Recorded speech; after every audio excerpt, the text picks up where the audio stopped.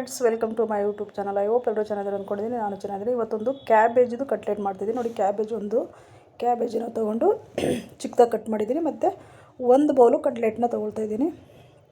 ಇದು ಭಾಗ್ಯಲಕ್ಷ್ಮಿ ಅವ್ರದ್ದು ಕಟ್ಲೆಟು ತುಂಬಾ ಚೆನ್ನಾಗಿರುತ್ತೆ. ಮತ್ತು ಈರುಳ್ಳಿ 2 ಚಿಕ್ಕದಾಗಿ ಕಟ್ ಮಾಡ್ಕೊಂಡಿದ್ದೀನಿ. Sorry friends, okay. ಮತ್ತು ಕರಿಬೇವಿನ ಸೊಪ್ಪು ಸ್ವಲ್ಪ ಒಂದು 10 ಎಲೆನ ಚಿಕ್ಕದಾಗಿ ಕಟ್ ಮಾಡ್ಕೊಂಡಿದ್ದೀನಿ. ಮತ್ತು ಹಸಿಮೆಣ್ಸಿನ್ಕಾಯಿ ಒಂದು 2-3ನ ಕಟ್ ಮಾಡ್ಕೊಂಡಿದ್ದೀನಿ. ತುಂಬಾ ಚೆನ್ನಾಗಿರುತ್ತೆ. ಒಮ್ಮೆ ಟ್ರೈ ಮಾಡಿ ನೋಡಿ, ತುಂಬ ಇಷ್ಟ ಆಗುತ್ತೆ ನಿಮಗೆ. ಖಾರದ ಪುಡಿ, ಇದು ಅಚ್ಚ ಖಾರದ ಪುಡಿ, ಕಾಶ್ಮೀರಿ ಚಿಲ್ಲಿ ಪೌಡರ್ ಅಂತಾರಲ್ಲ, ಅದು ಮನೆಯಲ್ಲೇ ಮಾಡಿರೋವಂಥದ್ದು. ಬೇಕಾದರೆ ನೀವು ಹಾಕ್ಕೋಬೋದು, ಇಲ್ಲ ಹಸಿಮೆಣ್ಸಿನ್ಕಾಯಿ ಬೇಕಾದರೂ ನೀವು ಜಾಸ್ತಿ ಅದನ್ನೇ ಹಾಕ್ಕೋಬೋದು. ಮತ್ತು ನಾನು ಸ್ವಲ್ಪ ಜೀರಾ ಪೌಡರ್ ಒಂದು 1/4 ಚಮಚದಷ್ಟು ತೊಗೊಂಡಿದ್ದೀನಿ. 1/4 ಚಮಚ ಜೀರಿಗೆ ಪೌಡರು ಮತ್ತು ಪೆಪ್ಪರ್ ಪೌಡರ್ ಒಂದು 1/4 ಚಮಚದಷ್ಟು. ಬಟ್ ತುಂಬಾ ಟೇಸ್ಟಿಯಾಗಿ ತುಂಬಾ ಚೆನ್ನಾಗಿರುತ್ತೆ ಎಲ್ಲ ಹಾಕೋದ್ರಿಂದ. ನಾರ್ಮಲಾಗಿ ನಾವು ಬರೀ ಹಸಿಮೆಣ್ಸಿನ್ಕಾಯಿ ಇದನ್ನು ಹಾಕ್ತೀವಿ, ಮತ್ತು ಧನಿಯಾ ಪುಡಿ ಒಂದು 1/4 ಚಮಚದಷ್ಟು, ಈರುಳ್ಳಿ, ಹಸಿಮೆಣ್ಸಿನ್ಕಾಯಿ ಹಾಕ್ಬಿಟ್ಟು ನಾವು ಮಾಡ್ತೇವೆ. ಇದನ್ನೆಲ್ಲ ಖಂಡಿತ ಹಾಕಿರಲ್ಲ. ಮತ್ತು ಸ್ವಲ್ಪ ಅರಿಶಿನ ಪುಡಿ, ಅದು ಒಂದು 1/4 ಚಮಚದಷ್ಟೇ ಹಾಕ್ಬಿಟ್ಟು, ಸಾಲ್ಟು ರುಚಿಗೆ ತಕ್ಕಷ್ಟು ನಾನು ಪುಡಿ ಉಪ್ಪನ್ನ ಯೂಸ್ ಮಾಡ್ತಾಯಿದ್ದೀನಿ. ಒಂದೂವರೆ ಸ್ಪೂನಷ್ಟು ಚಿಕ್ಕದಾಗಿರೋದ್ರಲ್ಲಿ ಹಾಕ್ತಾಯಿದ್ದೀನಿ. ಬಟ್ ನಿಮ್ಮ ಮನೆಯಲ್ಲಿ ನೋಡ್ಕೊಳ್ಳಿ, ನೀವು ಉಪ್ಪು ತಿಂತೀರಾ ಹೇಗೆ ಅಂತ ರುಚಿಗೆ ತಕ್ಕಷ್ಟು ಹಾಕ್ಕೊಂಡು ಜಸ್ಟ್ ಇವಾಗ ಮಿಕ್ಸ್ ಮಾಡ್ಕೊಳ್ಳೋಣ. ತುಂಬಾ ಚೆನ್ನಾಗಿರುತ್ತೆ ಫ್ರೆಂಡ್ಸ್. ಈವ್ನಿಂಗ್ ಸ್ನ್ಯಾಕ್ಸಾಗಿ ತಿನ್ಬೋದು ನಾವು, ಇಲ್ಲ ಸೈಡ್ ಡಿಶ್ಶಾಗಿ ತಿನ್ಬೋದು. ಓಕೆ, ತುಂಬಾ ರುಚಿಯಾಗಿತ್ತು, ತುಂಬ ಕ್ರಿಸ್ಪಿಯಾಗಿ ಬಂತು. ಓಕೆನಾ, ಒಮ್ಮೆ ಟ್ರೈ ಮಾಡಿ ನೋಡಿ.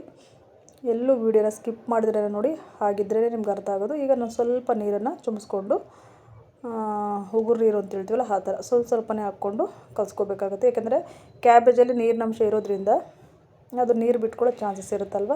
ಅದಕ್ಕೆ ಸ್ವಲ್ಪ ನೀರನ್ನು ಹಾಕ್ಕೊಂಡು ಗಟ್ಟಿಯಾಗೆ ಕಲಿಸ್ಕೊಳ್ಬೇಕು. ನಾವು ಪಕೋಡ ಮಾಡಬೇಕಾದ್ರೆ ಹೇಗೆ ಕಲಿಸ್ತೀವೋ ಆ ಥರ. ಏಕೆಂದರೆ ತುಂಬ ನೀರನ್ನು ಹಾಕ್ಬಿಟ್ರೆ ಇದು ಎಣ್ಣೆನಲ್ಲಿ ಬಿಡಬೇಕಾದ್ರೆ ಎಲ್ಲ ಎಣ್ಣೆ ಒಳಗಡೆ ಬಿಟ್ಕೊಂಡ್ಬಿಡುತ್ತೆ. ಓಕೆನಾ, ನೋಡಿ. ಅದಕ್ಕೆ ಇನ್ನು ಸ್ವಲ್ಪ ಬೇಕಾದ್ರೆ ಒಂಚೂರು ನೀರನ್ನ ಹಾಕ್ಕೊಳ್ಬೋದಾ ಈ ಥರ ಸ್ವಲ್ಪನೇ ಹಾಕ್ಕೊಂಡು ನಿಮಗೆ ಗೊತ್ತಾಗುತ್ತೆ. ಓಕೆನಾ, ಅದು ಕೈನಲ್ಲಿ ನಾವು ಉಂಡೆ ಮಾಡೋದಕ್ಕೆ ಬರುತ್ತೆ ಹೇಗೆ ಅಂತ. ಆ ಹಂತದಲ್ಲಿ ನೀವು ನೀರನ್ನ ಸ್ಟಾಪ್ ಮಾಡಿ. ಇದು ಜಾಸ್ತಿ ಬೇಕಾಗಲ್ಲ, ಒಂದು 1/4 ಲೋಟದಷ್ಟು ಬೇಕಾಗಲ್ಲ. ಯಾಕೆಂದರೆ ಈರುಳ್ಳಿನಲ್ಲೂ ನೀರಿನಂಶ ಇರುತ್ತೆ, ಮತ್ತು ಕ್ಯಾಬೇಜಲ್ಲೂ ನೀರಿನಂಶ ಇರುತ್ತೆ. ಹಾಗಾಗಿ ಓಕೆ, ಇದು ಆಲ್ಮೋಸ್ಟ್ ಕಲಸಿ ಆಯಿತು. ಈಗ ನಮಗೆ ಯಾವ ಸೈಜಿಗೆ ಬೇಕೋ ಆ ಸೈಜಿಗೆ ಉಂಡೆಗಳನ್ನ ಮಾಡಿಕೊಂಡು ಎಣ್ಣೆನಲ್ಲಿ ಬಿಟ್ಟರೆ ಕ್ಯಾಬೇಜ್ ಕಟ್ಲೆಟ್ಟು ರೆಡಿ ಫ್ರೆಂಡ್ಸ್. ಓಕೆ, ಈ ವಿಡಿಯೋ ಖಂಡಿತ ನಿಮಗೆ ಇಷ್ಟ ಆಗಿದೆ ಅಂದ್ಕೊಂಡಿದ್ದೀನಿ. ನೋಡಿ, ನಾನು ಚಿಕ್ಕದಾಗಿ ಉಂಡೆಗಳನ್ನ ತೊಗೊಂಡು ಸ್ವಲ್ಪ ವಡೆ ನಾವು ಹೇಗೆ ಮಾಡ್ತೀವೋ ಹಾಗೆ ಈ ಥರ ಮಾಡಿಕೊಂಡು ಎಣ್ಣೆಯಲ್ಲಿ ಬಿಟ್ಬಿಡೋದಷ್ಟೇ. ಇವಾಗ ಎಣ್ಣೆ ಕಾಯೋದಕ್ಕೆ ಇಟ್ಟಿದ್ದೆ. ನಾನು ಸನ್ಪ್ಯೂರ್ ಆಯಿಲ್ ಮನೇಲಿ ಯೂಸ್ ಮಾಡ್ತೇವೆ. ಕಾಯ್ದ ನಂತರ ನೀವು ಹಾಕಬೇಕಾಗತ್ತೆ. ಸಿಮ್ಮಲ್ಲೇ ಕಾಯೋದಕ್ಕೆ ಇಟ್ಕೊಂಡಿದ್ದೆ ನಾನು. ಇವಾಗ ಜೋರೂರಿನಲ್ಲಿ ಇದನ್ನು ಬೇಯಿಸ್ಕೋಬೇಕಾಗತ್ತೆ.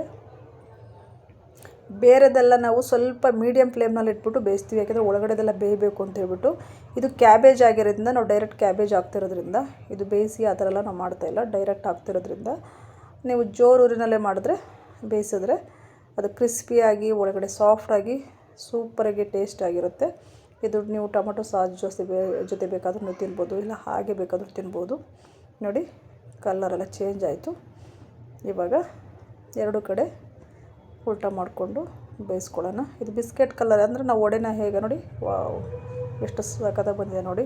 ನೋಡೋದಕ್ಕೆ ಅಷ್ಟು ಸೂಪರಾಗಿ ಕಾಣಿಸ್ತಾ ಇದೆ. ಈ ವಿಡಿಯೋ ಖಂಡಿತ ನಿಮ್ಗೆ ಇಷ್ಟ ಆಗಿದೆ ಅಂದ್ಕೊಂಡಿದ್ದೀನಿ. ಎಲ್ಲೂ ಸ್ಕಿಪ್ ಮಾಡಿದ್ರೆ ವಿಡಿಯೋನ ನೋಡಿ. ಈ ವಿಡಿಯೋಗೆ ಒಂದು ಲೈಕ್ ಮಾಡಿ, ಶೇರ್ ಮಾಡಿ, ಸಬ್ಸ್ಕ್ರೈಬ್ ಮಾಡಿಬಿಟ್ಟು ನನಗೆ ಕಮೆಂಟ್ನ ಮಾಡೋದನ್ನು ಮರಿಬೇಡಿ friends. Okay, thank you so much. Bye bye, take care.